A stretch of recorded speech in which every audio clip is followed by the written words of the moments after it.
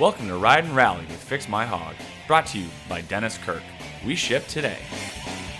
What's up, everybody? I'm Nate Beck, and you're watching Fix My Hog Ride and Rally 2021. We are going across the country right now, and we just left Charleston about half an hour ago.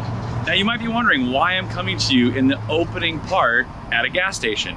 Well, I'm taking Steve Noble's trick and doing this with my helmet before the ride.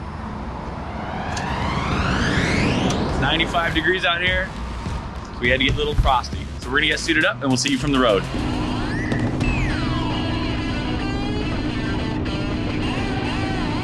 The ride out of Charleston was hot, and I mean, it was East Coast, the South, just hot. Putting my helmet into a cooler to start the day off was absolutely the way to go. And I actually did it a couple times throughout the day at different gas stops when I was gassing up the bike, doing the once look over, making sure everything was good, toss your helmet in the cooler, and get ready to put down some more miles. But the actual ride itself was awesome. Heading down the east coast of the U.S., kind of bouncing over between the islands there that litter the east coast, and then pulling into Savannah to stop for lunch, break up the trip a little bit, was absolutely the right call.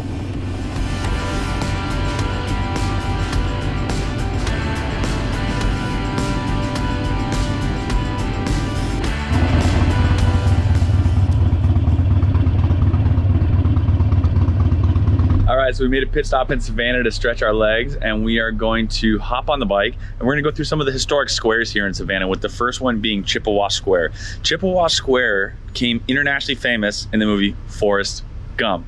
You'll probably recognize it. So let's put our helmet on, let's go for a cruise. Savannah actually has 22 historic squares within the historic area of Savannah.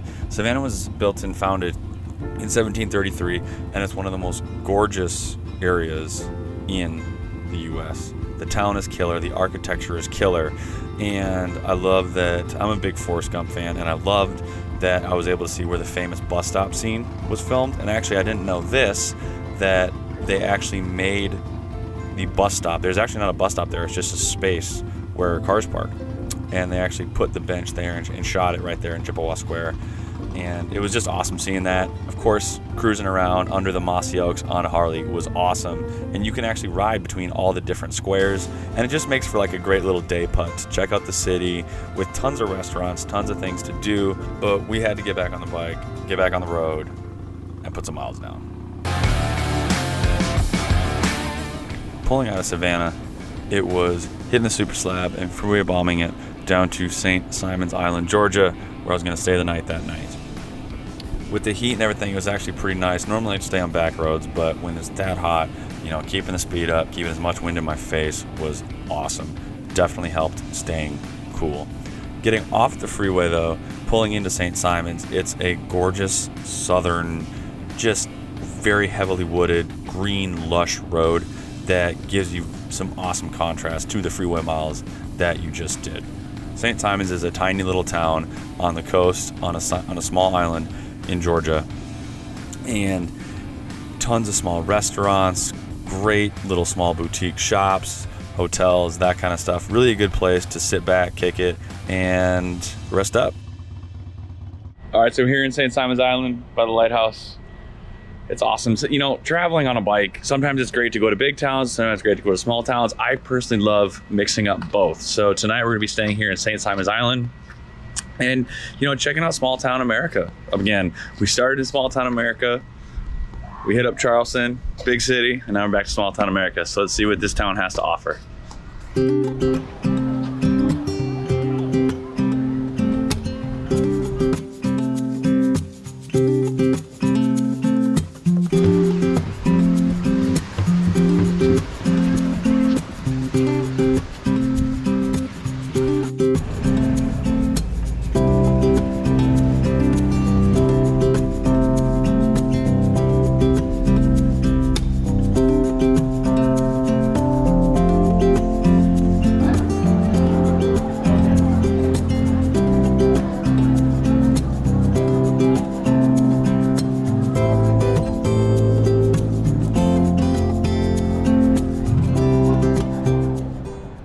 good morning, everyone. We're here in St. Simons Island where the thunderstorms have moved in. I keep checking the Doppler and it looks like we've got a small window where it's not gonna be raining that's gonna get us just to like the Florida-Georgia border, and then it just looks like an absolute mess for at least as far as the Doppler is looking at right now. So we're gonna try to get there. We found a truck stop we're gonna stop at and recheck the Doppler. So we might get a little wet today.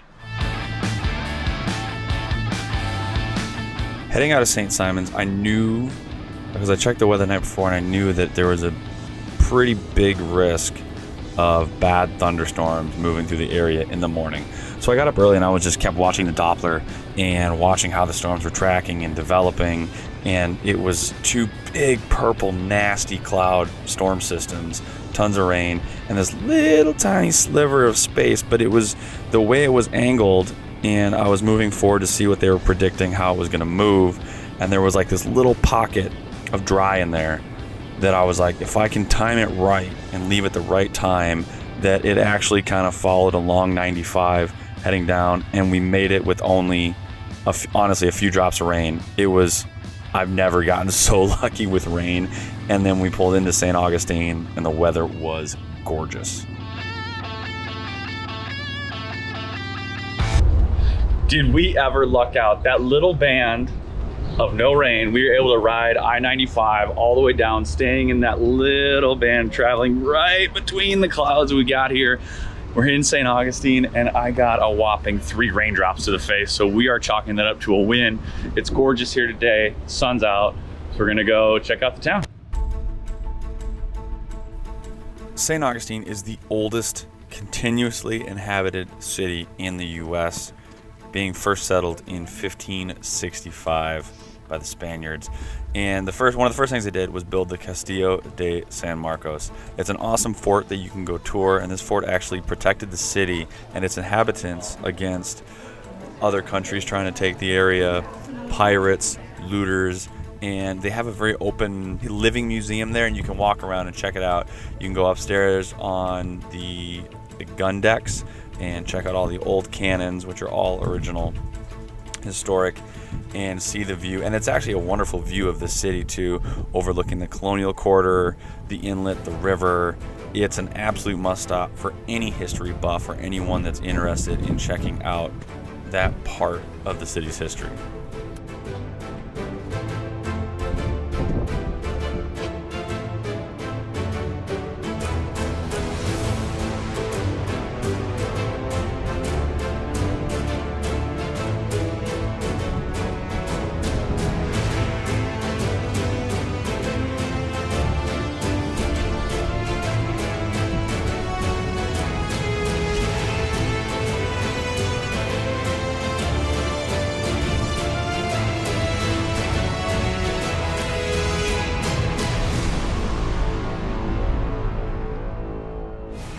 One of the other awesome parts in St. Augustine that I've always loved to visit, and I always make sure I hit every time I come, is the Colonial Quarter.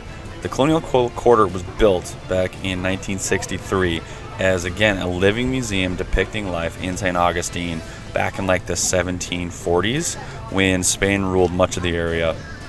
And really, they made it so when you walk in there, it is like you're walking back in time.